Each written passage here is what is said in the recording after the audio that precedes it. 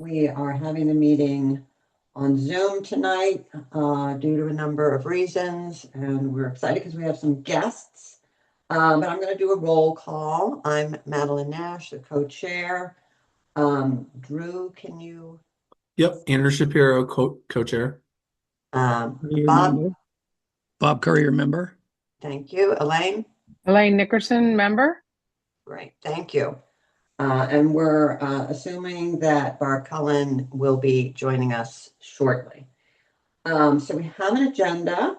The first thing I want to say as my welcome is I want to apologize for our last meeting where we had some guest speakers and we had some members of the public in the room at the senior center, and we had a very truncated meeting because I was on a train that was stuck on the tracks because a tree had fallen over it. So I just want to apologize to anybody who had made the effort to attend the meeting that had to be closed out shortly, very quickly. So moving on, do we have any public comment tonight? Any members of the public that want to speak? Raise your hand. I'm not seeing any hands raised at this time. Okay, thank you, Caitlin. Is Tiffany here from Pettingill? That's our, our Not first. seeing Tiffany yet, so maybe Okay, I want to so- move on to maybe the habitat item, if you would like. Okay, yeah, we have two guests tonight, but we don't think either of them are here yet. They will be shortly. So we're just gonna move along on the agenda. The next item is Habitat for Humanity Critical Home Repair Program. So this is an item that the trust has been talking about for quite some time. And Caitlin just pulled up an overview of the program that Habitat offers in several communities on the North Shore. And they did meet with us back in September. They made a great presentation. We feel like this could be a great opportunity for Newburyport to work collaboratively with Habitat to lessen some of the administrative burden for the city in administering a program that would address important or critical home improvement needs to help people stay in their homes. We will be we're envisioning working with Habitat to figure out the program guidelines for the city of Newburyport. They don't have to be exactly like the programs offered in other communities, but we are going to follow advice from Habitat and think through what's the best way to run a program in Newburyport. Caitlin looked into whether or not this kind of activity would be eligible to be funded with CPA funds. At this moment in time, we don't think that it is, but we're going to continue to do some more research on that because we think that it might be used that way in some other communities. So we've got some additional research to do, but we think that we'd like to get started with an initial pilot program. This is what we talked about at our last program meeting, an initial pilot program. And we wanted to talk about it tonight briefly and have a vote on that to authorize some of the trust's funds for this particular use. Does anybody want to voice their thoughts on this? I'll just quickly add, Madeline, some of you may know my day job, I work for the town of North Andover. We do work with Habitat for Humanity on this program. I'm not the point of contact coordinating with them, so I don't see it up close. Our Affordable Housing Trust in North Andover deals with this, and my colleague helps to work with them on that. But and I believe we are using CPC dollars for it. And I think and again, I'm not saying this is exactly the right way to do it, but I believe the way that they're utilizing the CPC money is because there's an affordable housing restriction placed on the property when an agreement is put into place. That essentially amounts to the creation of an affordable unit, even though the affordability restriction falls off once the agreement is complete. So and obviously the homeowner needs to be income qualified as well under that parameter. So there may be ways we can do it that way using CPC, but I think in the meantime, I think the biggest, we see this as a need. I think we've gotten public comment in the past about this being a need and a desire to see this ramped up. And so because Habitat has this formal infrastructure for this project and they have experience working with communities on this, this could really be a good way to get us kickstarted. So the 75,000, I think, is a proposed pilot amount to move forward with. And I think that Madeline mentioned that, we would work with, staff would work with, and we could work with Habitat on formalizing all of the ins and outs of the application process and the different requirements. But I'm generally supportive, so I think this would be a good step in the right direction for this type of project. Thanks, Drew. Bob, do you have anything you'd like to say? I saw you were unmuted, so I thought maybe you wanted to. Bob, can you? All right. Elaine, anything you wanted to contribute? I'm all in favor of it. I love it. I love the whole, any way we can do it, because I think there's a real need there. Okay, great. So, does somebody want to make a motion? Yeah, I'll make a motion that we. Wait, I'm sorry, Drew. I just see I'm sorry. Barb just joined us. Hi, Barb. As Welcome. well. Hi, thank you. I'm in favor of this as well. I think it's a great program. Oh, great. Thank you so much. Drew, I interrupted you. Were you about that's to okay. make a motion? Yeah, I was just going to make a motion that I just want to make sure I'm getting this right because we have it up on the agenda. That we I make a motion that we allocate $75,000 in affordable housing trust funding to support a pilot program to work with Habitat for Humanity on a critical home repair program. Second. Do we have a Lane? Thank you. Okay. Everyone in favor, either say yes or raise your hand. I think we actually, Madeline, not to be Just go stickler, do I a think we roll do call. have to do a Okay. roll Yeah, call. okay. All right. Well, let's start with you, Drew. Okay, I'm an I. Yes. Barb? Did you say? Yeah. You voted yes? I went to get sworn in today, but it didn't happen. So I don't think I can vote. Okay. Elaine? But yes. Okay. And Bob? I can't hear audio right now. Oh, I'm sorry. Bob, can you vote yes or no on the motion?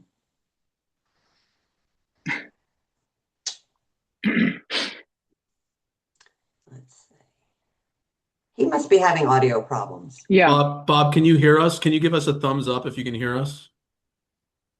Yeah. Oh dear.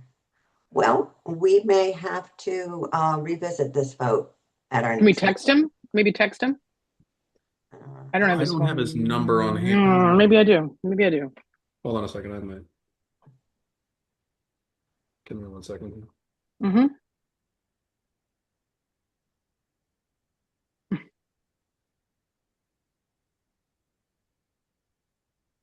No. Is there a chat ability or no? No, not No, from this. there's not. There's not. Can you hear us, Barb? I can hear this voice. Yes. Very good. Okay. Hi, Robert. Can you hear us? He had this problem before. His wife Okay. was trying to help him. Yeah. Okay. Um, Well, let's see. So maybe we can circle back on this vote. I know that our other two presenters, Tiffany and Zaina, have arrived. So Oh, maybe great. Bob can work out his audio, and then we can kind of circle back on that.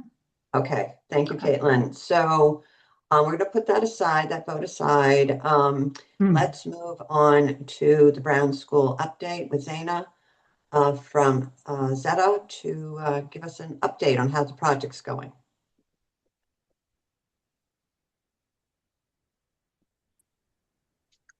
Hello, good evening, everyone. Can you hear me? Yes, and thank you so Yep. much for joining us tonight. Yes, absolutely. It's our pleasure. We're really excited to be here with you tonight, even if it's virtual. I'm also joined by Wendy Cohen with New Seasons Development, who is our affordable housing consultant for the project. And we're really looking forward for this update because I think there's a lot of exciting milestones that we've arrived at. Maybe we can go to the next slide. We can skip, but we'll really give you an update on pretty much the entire project. This is the agenda for the day. Next slide. In terms of the project team, we really assembled a fantastic team of folks from the beginning, and we're excited to let you know that Maloney Property Management has also joined our team, and they bring with them a ton of obviously experience and with housing in general, but also senior housing. They also have a supportive services arm. So we're just very happy that to welcome them and to really have their knowledge and resources available to the project as a whole. And in addition to that, as I mentioned, Wendy Cohen has been helping us with our LIHTC financing and affordable housing strategy. And with her help, I'll go to the next slide and give you a bit more of an update on the project as a whole. In terms of the overall project, just to sort of touch briefly, we are still 100% affordable. We are still 29 units total, primarily 1 beds, 28 1 beds and 1 2 bed. We lost a 2 bedroom since the last time we spoke, primarily because we're trying to fit all the mechanical systems. The project itself is complying with all of HLC standards for senior affordable housing and meets all the requirements for unit sizes as well as amenities, such as having a community room for different functions, meals, or exercise classes, as well as having common and shared spaces, including a community room, an area for storage of mobility devices, as well as things like 2 elevators, one that would be stretcher compliant. I'm trying to see here on this slide what else I want to kind of touch base on. I mentioned Maloney Properties as a partner, and we do have approximately $29,000 in funds allocated towards supportive services in our annual budget. And with that, and of course, with your contribution, with your commitment of $450,000 as a local match, that's really gone a long way in shoring up our discussions with HLC. Next slide, please. So this is a slide that we had put together that we were supposed to go over in December. And there was really a lot of excitement in December around, how is HLC going to look at our application and are we HLC ready? And it really wouldn't have been possible for us to get so much done in 2025 if it wasn't for the incredible collaborative effort with the planning department, with the mayor's office, with city council, and with you.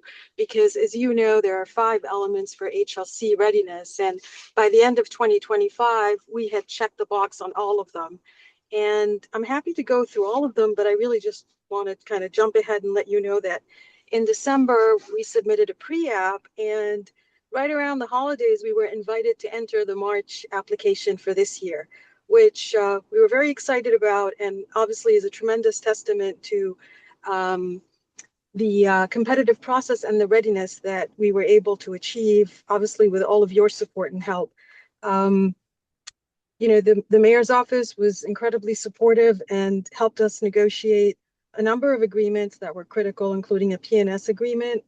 The zoning, thanks to city councilors meeting and reviewing, as well as the planning department's efforts, Caitlin and Andy, was amended so that the 29 units would be as of right with a 1-to-1 parking ratio, subject to site plan review.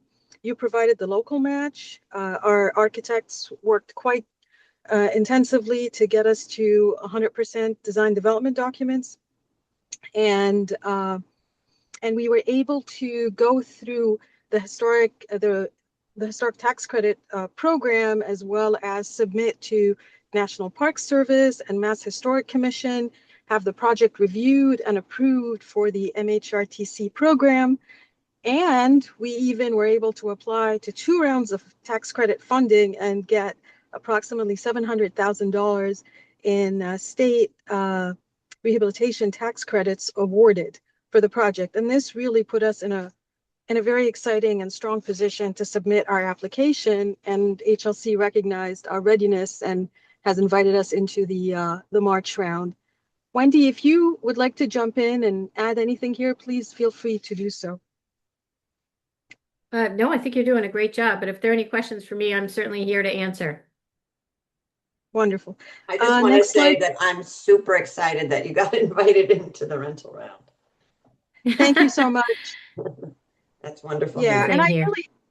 I have to put a shout out to Wendy, to the team. I think everybody was really working and doing their best to get there, and somehow we got there. And it's really exciting because it was a difficult year in general for everyone, and there was so much uncertainty, but it really shows sort of the importance of setting a target and moving towards it regardless. So next slide, please.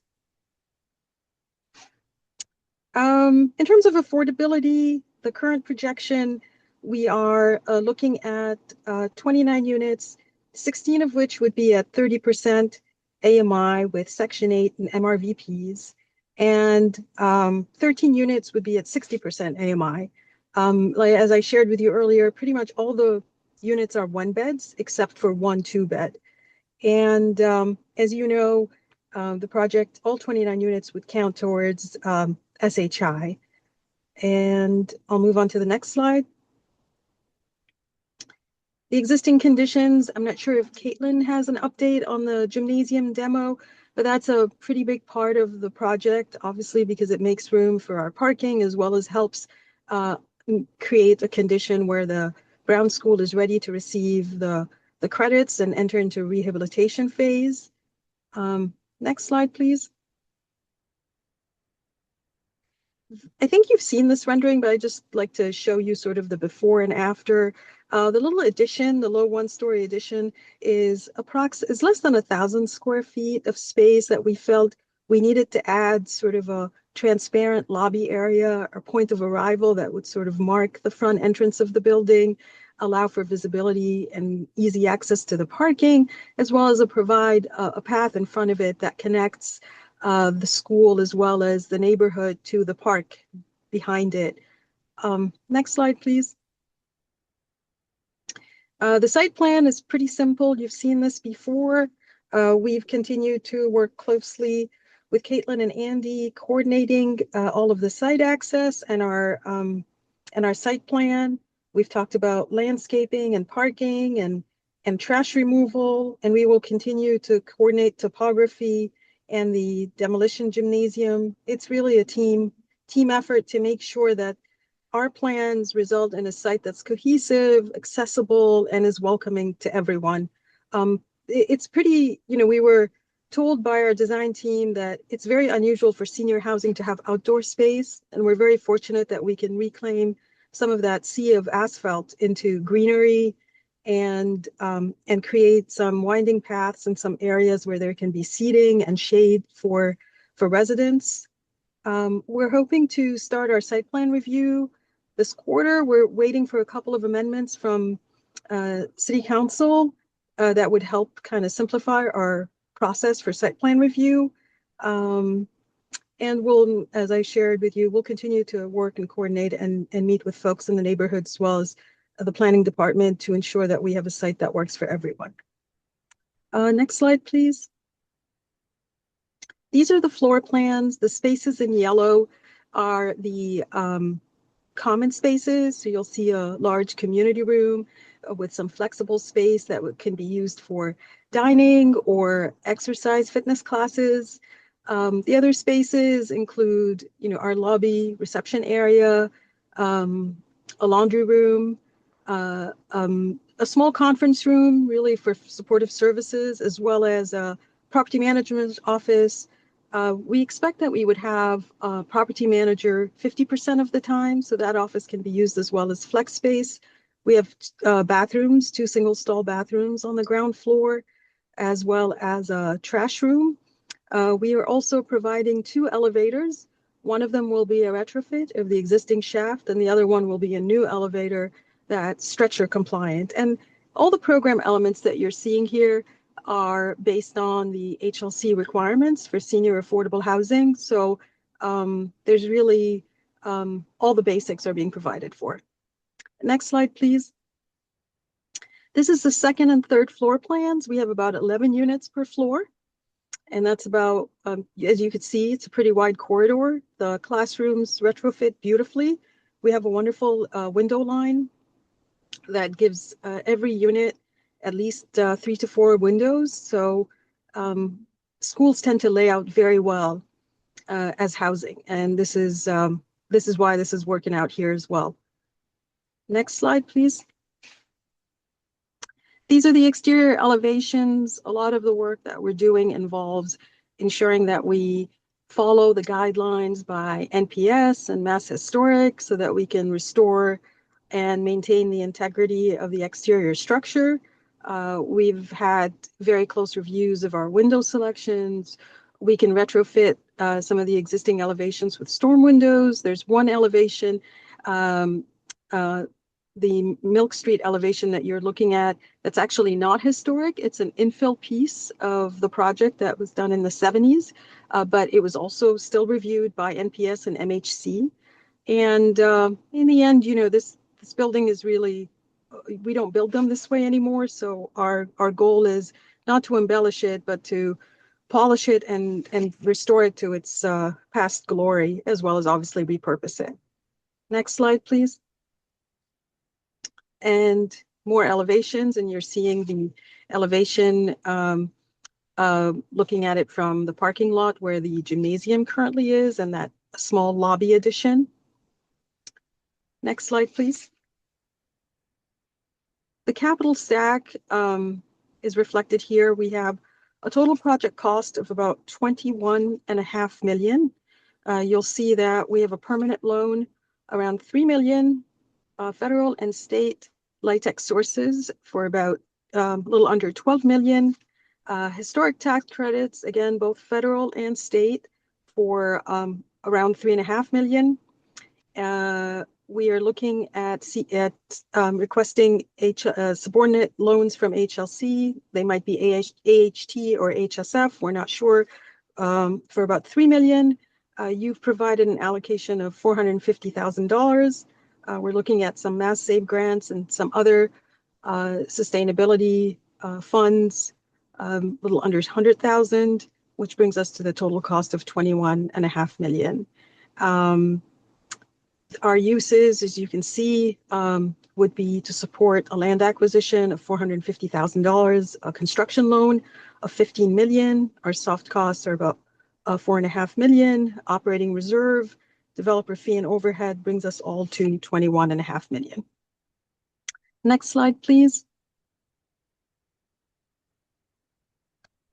So this is a timeline. I think Caitlin had asked for it in December because we really weren't certain about what was happening, and especially since a lot of what we're doing was subject to HLC asserting our readiness, and we're really happy that that happened. But going in, we were looking at sort of milestones that had happened, and I think I shared with them with you already, so I won't go through them again. And maybe what I'll do is project sort of when our project construction start and completion might be by walking through the next slide. All right, so this is just a flow chart. again, I did this presentation back in December, so it had the HLC pre-app submittal. It was submitted in November, and we found out in December that that the project was deemed ready, which is really exciting. So now we are working on a March submittal for a full application to HLC. HLC typically notifies, gives decisions in August. So we're looking at not knowing about what the status of funding would be until August of this year. After that, we'll need about 9 months at least to close. This involves syndicating all the tax credits, bidding the project, getting multiple bids on the construction, securing a construction loan, and mobilizing for construction. So we're projecting that if HLC in fact does fund us in this first round, we would mobilize and start construction in May of next year. And our construction duration is estimated at 15 months, which would put us towards a completion and leasing date of right around summer of 2028, August. If HLC does not fund us in this first round, then we would be looking to submit.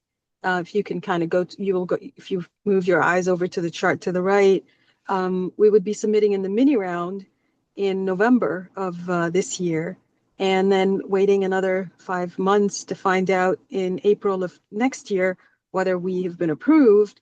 And after that, you'll see that we sort of push the schedule out so that we commence construction somewhere in the winter of 2028, and then finish the following year in the spring of 2029. And I think that's really the update. Happy to answer any questions or go through any more details that you'd like. Thank you so much. This was really interesting. Elaine, were you gonna? Well, I just am, I'm thrilled that that I hadn't heard you talk about Maloney before, and they're one of my favorites. So with my experience on the post development side, I'm thrilled that you are working with Maloney. And I don't have any other questions, but thank you for putting this together for us.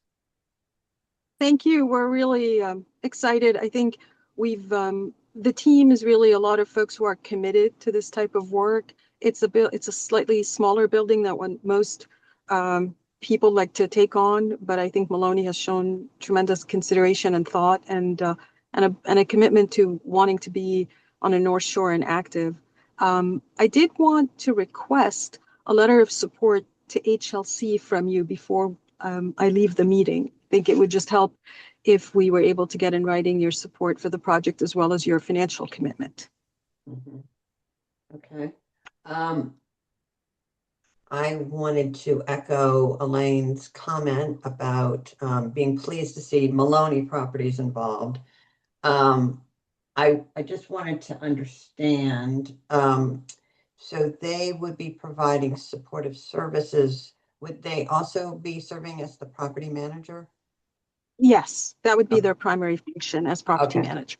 Yeah. But they would also be bringing their supportive services staff to the deal. Yes, that's the plan for now. Yeah. Right. And for the purposes of the one-stop application to the state, would you have like a letter of intent or some kind of memorandum of agreement with them? Wendy, do you want to comment on that? Yeah, we already have a proposal from them, so we could include that in the application if you think as a reviewer of applications that it would be useful. We'll also be Yeah. asking them for other exhibits to the application. Yeah, I mean, I think EOHLC really looks at supportive services, especially for senior projects. And so having some kind of written agreement, even if it's, if we get funded kind of thing, it would be helpful. And I guess in this case, you haven't worked with Maloney Properties before, because sometimes that's a question, like what's, what's your track record working with this property manager, but you know, Maloney Properties is so well known that I don't see a problem with that. I did have a couple of questions, but I don't want to monopolize the discussion. Does anybody else want to ask any questions or make some comments? All right, so I'll just dive in. I appreciated you sending some information on the project before our meeting tonight. And I also did want to apologize for not being able to attend the meeting last time because of the MBTA problems that I was experiencing. But looking at your site plan, your floor plans, I thought it said two bedrooms. Two bedrooms. And I know that your narrative is one bedroom, two bedroom, I'm sorry. And so maybe this is an old floor plan, or maybe I'm mistaken. But it looked like to me, when I was looking at it earlier today, that there was a two bedroom just to the left of like the maybe it's a janitor's room or something like that. Yeah. And then there's another two bedroom just to the side, to the right of where the elevators are. Yeah, so mistaken? you're picking up. Yeah, so the plans did change, and we had to incorporate some of the spaces in the two bed to the left of the janitor's room and turn that into a one bed. And this plan does not reflect that. That is accurate. And yeah, Okay. I Well, apologize. yeah, so it's been updated. It's no It has big deal. been I just, updated. yeah. And I was curious also if with your community room, do you have the ability to include a small kitchenette or something like that? Yeah, I think this plan shows a kitchen area along the wall Okay, great. by entry. Yeah, we have a sink, a refrigerator, a pantry, and so that there could be some staging for food. Yeah, awesome. Do you know how many handicap accessible units you're going to have at this point, or is it premature for that? No, it's not. We, by code, we're required to have two fully accessible type 2 units, but all of the units will be wheelchair accessible and have a 5-foot turning radius in all of the bathrooms and hallways. And the kitchens will have retrofit abilities for wheelchair access. So we're following really the guidelines by HLC as well as by code.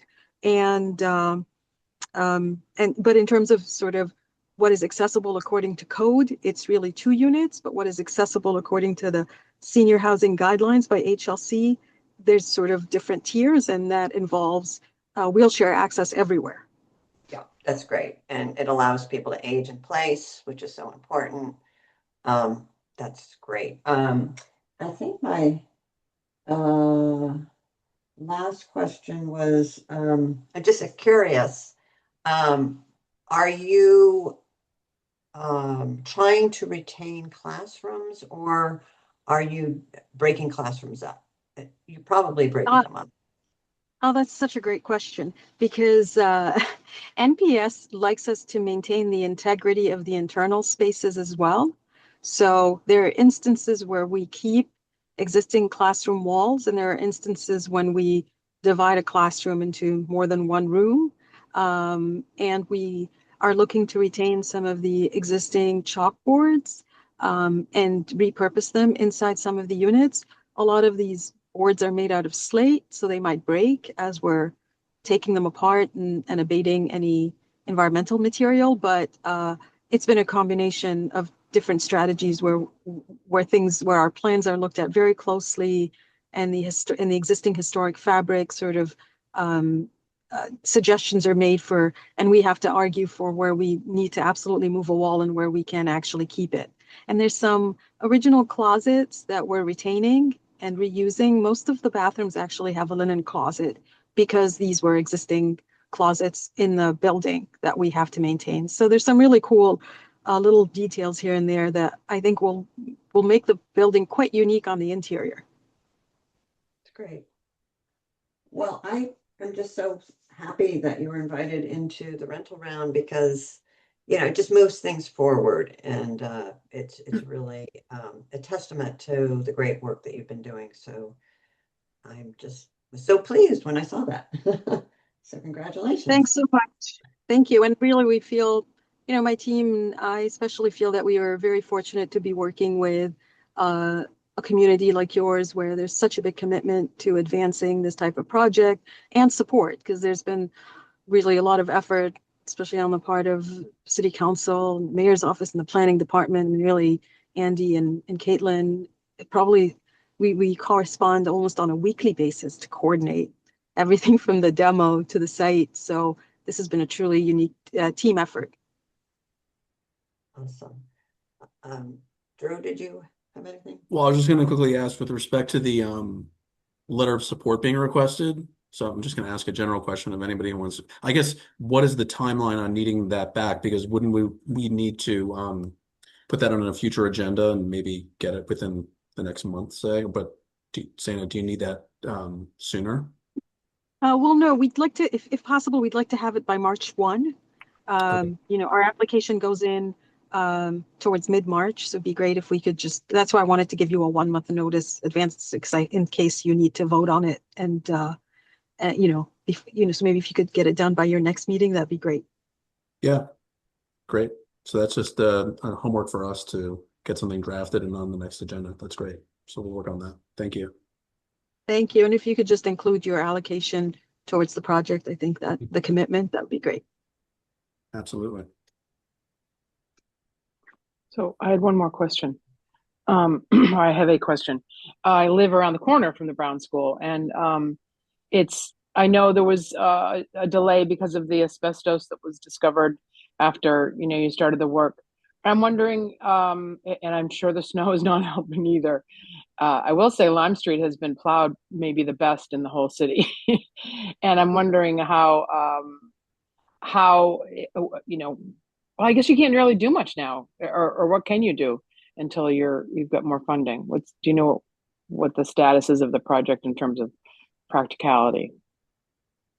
I think, Elaine, I think the question really should be directed to Caitlin and the planning department, because the effort of the demolition and the work has really been spearheaded and funded by the city and spearheaded by the planning department. Caitlin, would you like to comment on sort of the I don't think demolition? I think probably Andy would have been a good person to have answered that, because I know he's most in touch with like what is up day to day, but I know, it's progressing. I think it may have had a little bit of a delay due to, like what you said, this I think asbestos. But I believe that it's basically on track. But again, I would want like Andy to weigh in, and we can, send you an update on email tomorrow if that would be helpful. That's fine. That's fine. Okay. I didn't realize it would be Andy who we'd talk to. I do see him buzzing around there often, so that's great. Thanks. Okay, well, I think if nobody else has any comments on the Brown School, thank you so much for joining us tonight, and Wendy, you as well. Absolutely. We will be getting back to you about a letter of support, and we look forward to future updates. Thanks so much. Thank Have a good you. evening. Thanks again. All right. So now we'd like to hear from Tiffany from the Pettingill House, if she is available. And I see, Bob, are you with us now? Yes, you can hear us. Hooray. Okay. But let's move on to Tiffany, one of our second guests for tonight.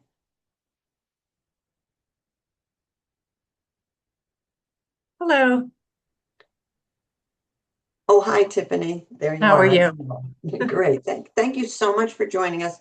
And I've been apologizing for last month's meeting where it had to be closed out way ahead the agenda because of my problems with the MBTA, so apologies for that. And thank you so much for joining us to talk about our rental assistance program that we have been working on for a couple of years now with Pettingill House. And we haven't heard from you for a while. We do see your periodic reports. Yep. And we have one tonight, which would be great if you could sort of highlight for us and just sort of give us a sense of how the program's going and your thoughts about future needs for Sure. funding allocations or tweaking the program or whatever you might have to share with us. Yeah. Well, I'm pleased to share that, that the program continues to be successful. And it really is an essential resource for stabilizing Newburyport residents that are facing housing insecurity. And like you mentioned, Madeline, we've had the program since June of 2020. There's been several rounds of funding, and over the course of a better part of 5 years, we've been able to provide over $192,000 in financial assistance to 78 households, which encompasses 165 Newburyport residents, which has been wonderful. There's been different variations of the grant. Obviously, it was the COVID relief funding, and now with cost of living, it really has been stabilizing for families, due to temporary financial barriers, illness, loss of job, loss of hours, and has really been essential while we've provided that wraparound service and to temporarily stabilize while they're getting back to work or they're getting more hours or we're looking at the budgeting. So the current round that we're in, we have just over $12,000 remaining of that 80,000. So I don't know if there's any questions, specific questions. Like you said, I have provided reports along the way. Yeah, no, I do have a question. Looking at the chart that you submitted to us, Mhm. I don't know. I just always find it a little perplexing. I know you're doing great work, and I appreciate that there's only $12,000 left, and we have submitted an application to the CPC, Community Yep. Preservation Commission, to try to replenish those funds. That's our intent. But when I look at your chart, what I see at the bottom for total is 36 households, which I think you said there have been more than that. Is that correct? So the 78 households were since the beginning of 2020. Okay. This current round though is 36 households have been helped. Okay. So the first round of money was 32 households. The second contract was 10 households. This current one, it's 36. Mhm. So the Yeah, total, yes, Okay, the total yeah, is so I 78. think what's been hard for me with the chart is that you provide the total dollars that have been provided, grant amounts, correct? But it's from 2022 through 2025. So the one that yeah, you currently that you have in front of you with the Yes. 67,000, Yes. that goes from September 2022 to 11/25/25. Mhm. I had provided, I want to say back in March, I had provided at a glance from the very beginning. I'm more than happy to send that along again year to Yeah, I date. think that would be helpful because we're Mhm. going to be making our pitch Yep. or to the CPC. And I think it's really helpful to show all that the program has done. I feel it's really impressive. And I'm just so glad that you've been able to administer this fairly complicated program for us. I don't know how we would do it otherwise. So I just want to feel like I have the data at my fingertips to, fully be able to articulate how the amount of an impact that the program has had over the time that you've been administering. That makes sense? Absolutely. Yes. And when I had provided before, I did 3 different tabs for the 3 different contracts and Yeah. then a total for overall. Yeah, I think So yeah, that's what I would I'm like more to than see. happy to update that and send that off to Caitlin. Okay, that's super. Does anyone on the trust have a question or comment for Tiffany? Okay. I guess I'm wondering if you feel like 2 things. One, do you feel like people who need this assistance are aware that it's available?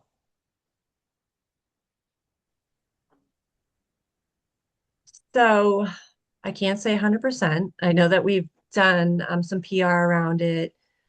We talk about it with our collaborative partners. Um, we sit on the Newburyport Social Service Task Force, so they're aware. So when they are in the community or meeting with Newburyport residents, they make them aware.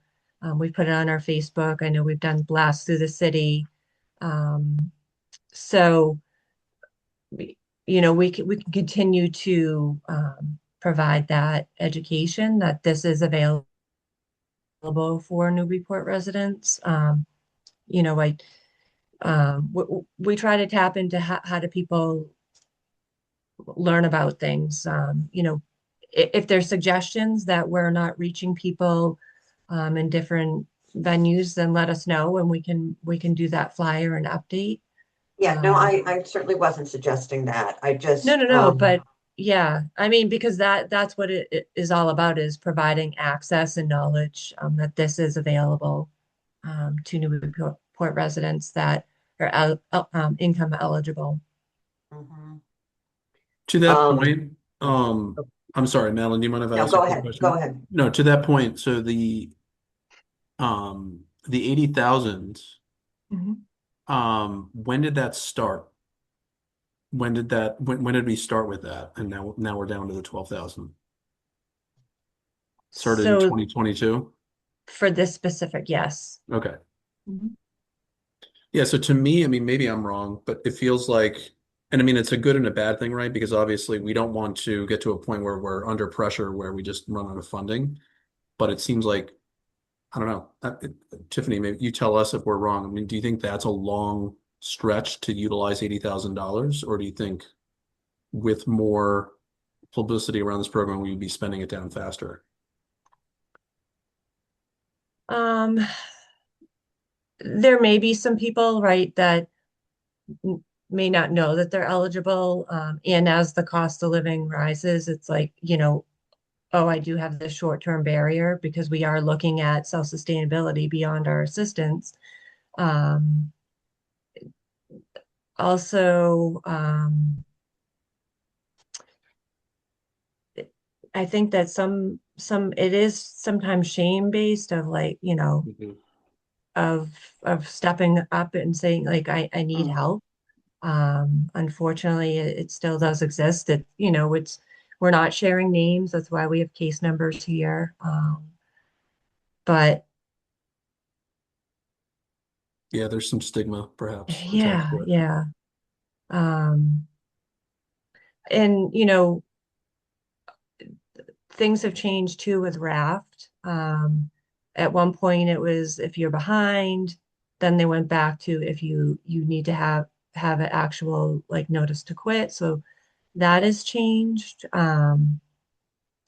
So at one point we were saying like no, go like use Raft first, but now raft, you have to have an actual eviction.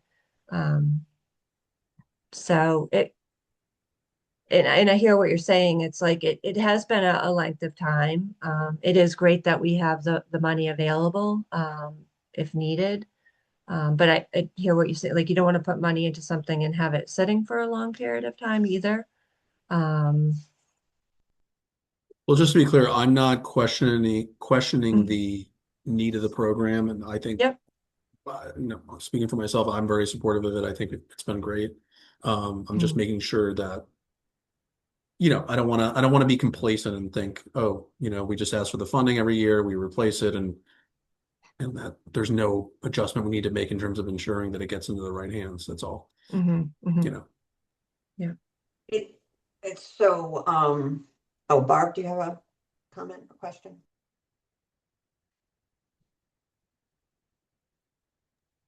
Barb, I see you have your hand Yeah. up.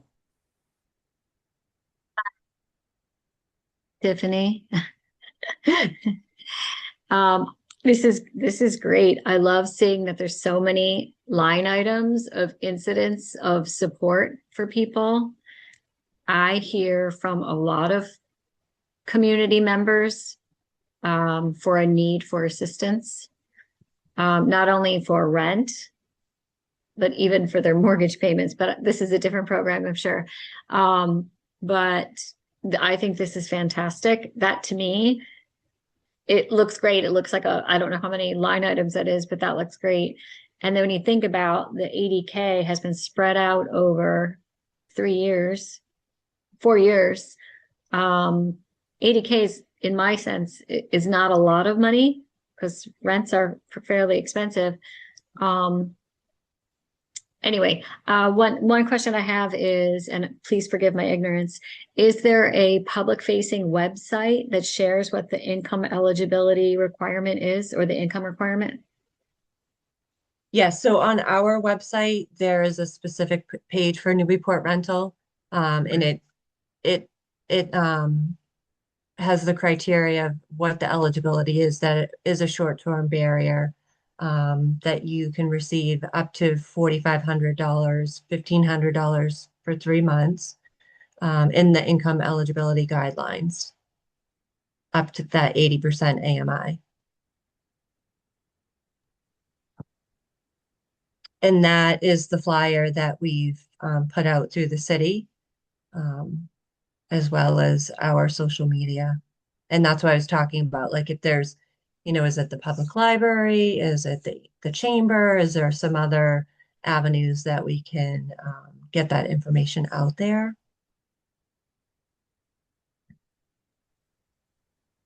Senior Center might be a good partner on this, especially with the Senior Affordability Task Force. I'm sorry, who did you say? The Senior Center and Okay. the work of the Senior Affordability Task Force, Okay. which one of our trust members, Bob Courier, is a member of. So we can talk about that. I just wanted to clarify, my understanding is that you've dispersed 186,000 or something of that sort since the inception, which was in 2022. 2020. So June of 2020 was, yeah. So over 192,000 since the inception.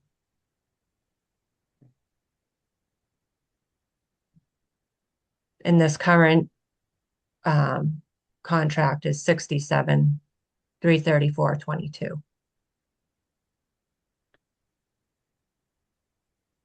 So I think, we will just have to, as a group, think about how to promote the availability of these funds, and that people should reach out to Pettingill.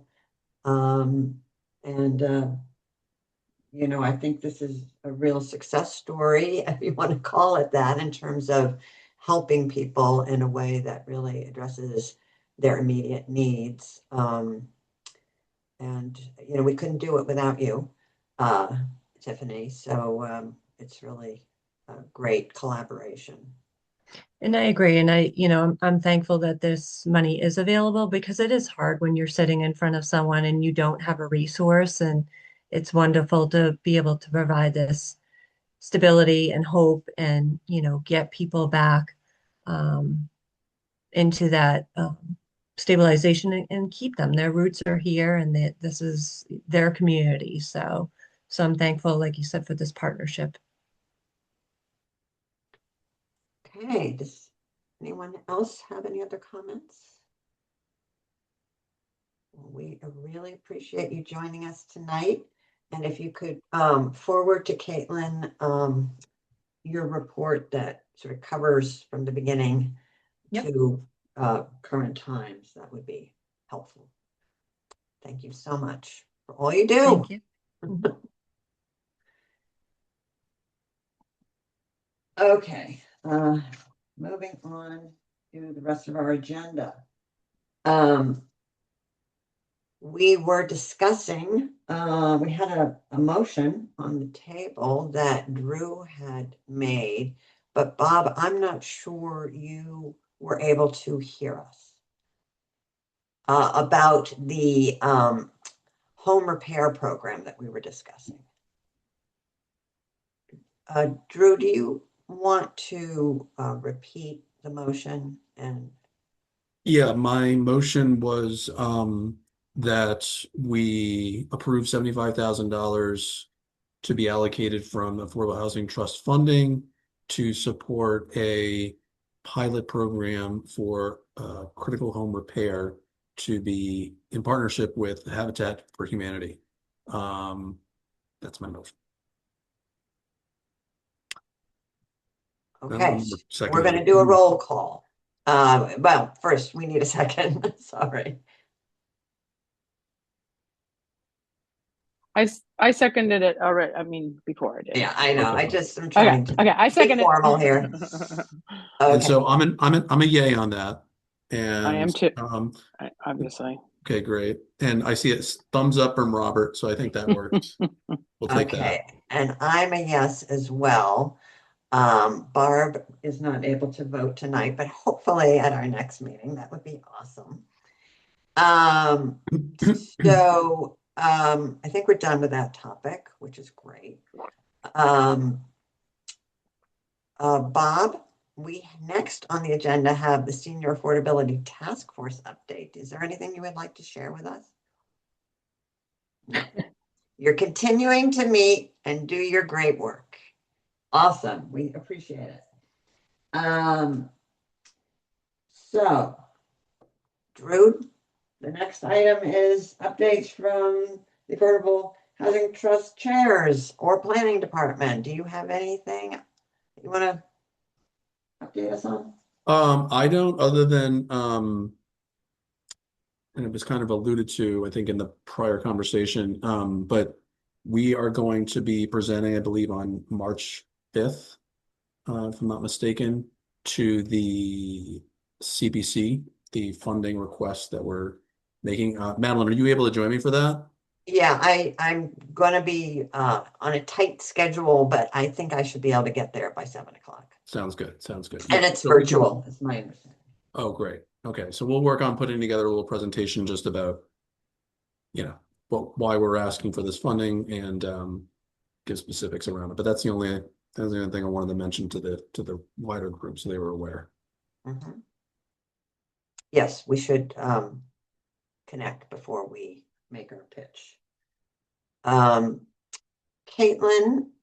do you want to share any updates with us? And I'm also wondering if there are any things that we should be aware of regarding the CPA applications. I'm not aware if there are any other housing related applications. So there are no other housing related applications. So that means 10% is automatically going to community housing needs. So that's good for the trust. So March 5th, the trust is presenting. I can help pull together some materials if you'd like. I can get an updated flyer and information from Tiffany that we just talked about. So I can help with that. I guess the other two updates I would pull from the staff report is just that, let's see, so we submitted for a safe harbor status, housing production plan certification, and now that the Plaza Landings 40B project has been approved by the ZBA. And I also been carrying this item that a member of the Amesbury Affordable Housing Trust is looking to connect with a member of the Newburyport Housing Trust just to kind of talk about best practices and kind of pick your brain about, programming. They're a newer trust, so I was wondering if one of you would want to volunteer to give this person a call, if anyone has some free time. Or a volunteer that would like to do that?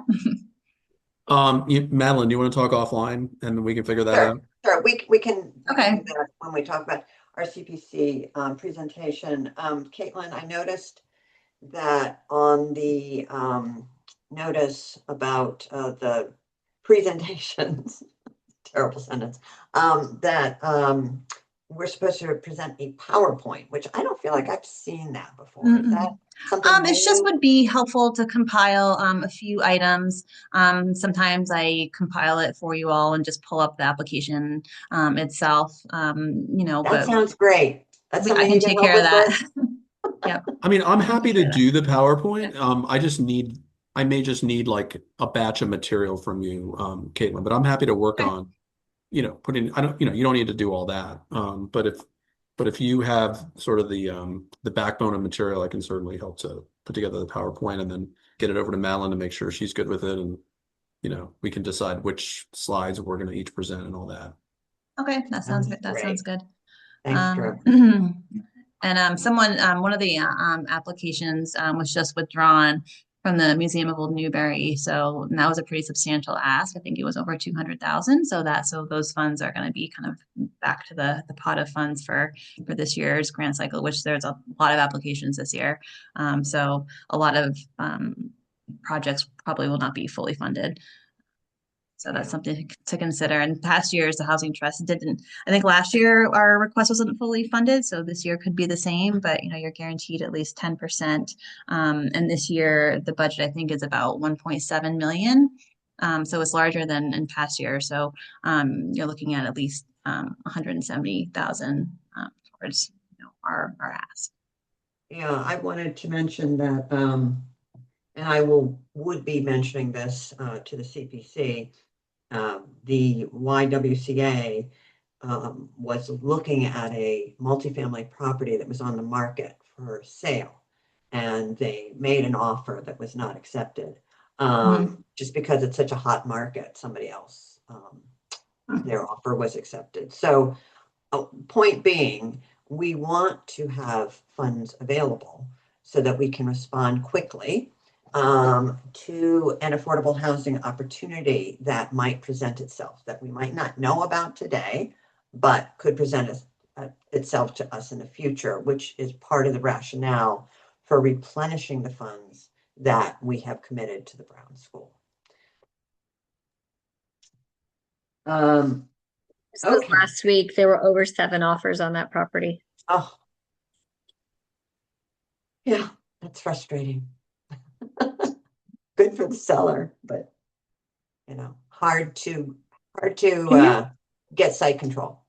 Can you repeat what that property was? I wasn't going to Oh, get into you didn't. specifics. I thought you did. I thought you said. Yeah, Okay, no, I was sorry. trying to be kind of vague. Okay, that's fine. That's good. You're smart. Yeah. But it's just sort of following up on some of the other comments that we've gotten from the public about maybe investors buying multifamily properties or just multifamily properties in general being under a lot of demand on the market today. Yes. And it's very hard, especially for a nonprofit, to try to get site control. Yeah. So Got it. yeah. I could talk to you offline about that because I can help with that. Yeah, that would be great. Yeah. The big thing is representation and negotiation. Right. Yeah, We can talk offline. You know, I don't know. I don't really envision the trust being the entity that gets the site off the market, but it would be something that we would come into potentially following a formal request. And, you know, we'd want to feel like we would have funds to commit to make it more financially feasible and to show local support, because if it was a nonprofit that was developing, they'd probably be going to the state to get funds, and it would be a competitive process, just like we've seen with the Brown School. So we want to be ready when an opportunity presents itself. Okay, on the agenda, we have minutes from our September 10th meeting. I don't know if you've all had a chance to review. I did take a look. They look okay to me. Do we have a motion to approve the minutes? Sure. I looked at them. They look fine to me. I'll make a motion to approve them. Second? I will second that. Okay. Let's do a roll call vote. Drew? Yay. Elaine? Yes, yay. And I see Bob with his thumbs up, so that's a yay, and I'm a yes as well. Caitlin, do you want to talk about a possible next meeting date? Sure. So we want to meet before March 1st, sounds like, so we can get that letter drafted and voted on. Does that sound good? Yes. Yes. February is a little tricky, lots of city meetings. February vacation I know is coming up. I'm wondering if February 25th is a possibility. Is the 26th a possibility? I go into Boston every Wednesday. It's Okay. just tricky for Well, me. let's see. So the 26th could be a possibility if the meeting was, I guess, no longer than if well, Andy and I have a historical commission meeting that night on the 26th, but I'm happy to meet earlier if that would work for anybody. What time is the historical commission? It's at 7, Okay. or we could have a shorter meeting, you know, from 6 to 6:45, if that would work. That works for me. I don't know about other people, the 26th. Okay. It's fine with me. I'm fine with either of those. Okay. So 6 p.m. on the 26th, is that what we said? Yep. They just have to be cut off, you know, Yeah, okay. before our meeting. Okay. Yeah, so we would meet at the senior center, and that's where your historical commission Yes, meeting is as correct. well. Yep. Okay. Is there any way, I'm sorry. Yeah, that's fine. Is there any way we could, I'm actually not going to be able to do it if we do it in person. I know that's, Well, we could do like we are tonight.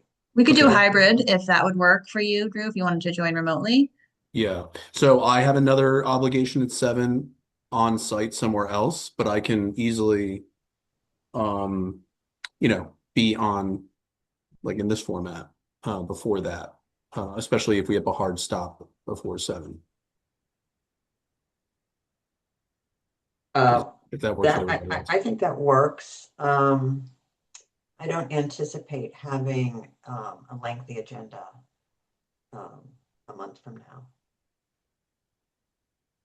No, I don't either. So that should work. So we'll plan on February 26th at 6 p.m. for our next meeting. Great. Yeah. Thanks. And it will be everyone. hybrid so that Drew Yes. can join us. Yep. Okay. Great. Thank you. I appreciate it. All right. And Bob, thank you. Glad you managed your audio. And Barb, next time you'll be voting.